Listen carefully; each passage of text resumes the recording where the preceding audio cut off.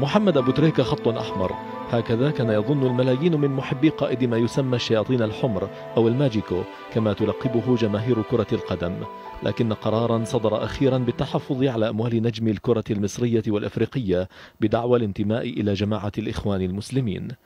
وقع الخبر موقع الصدمة على الملايين من عشاق كرة القدم في مصر وخارجها، فاسم أبو تريكة لا يخص النادي الأهلي وحده، بل ثمة إجماع بين جماهير كرة القدم المصرية على أن هذا اللاعب أكبر من أن يحسب على ناد واحد،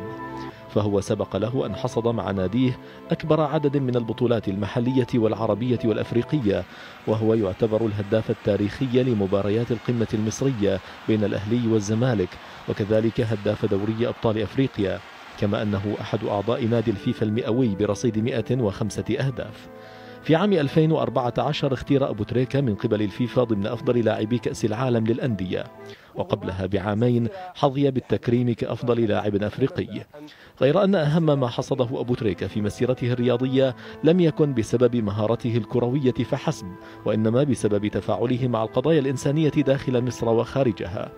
إذ سبق له أن أعلن اعتزال اللعب تضامنا مع ضحايا مذبحة استاد بورسعيد عام 2012، فضلا عن تضامنه من داخل الملعب مع أهل غزة إبان العدوان الإسرائيلي عليها عام 2008، وهو ما كاد يتلقى بسببه عقوبة من الاتحاد الأفريقي لكرة القدم.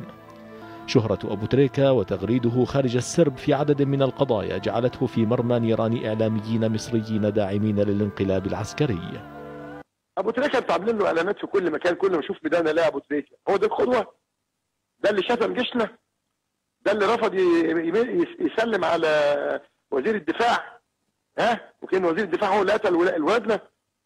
ويبدو أن حملات التحريض أثمرت أخيرا بقرار تجميد أموال أبو تريكة، الذي كعادته لم يتحدث كثيرا عن القرار، واكتفى بتعليق بسيط على صفحته على تويتر، مؤكدا أن قرار التحفظ لن يدفعه إلى الرحيل عن وطنه، وأنه سيواصل العمل على رقي بلده.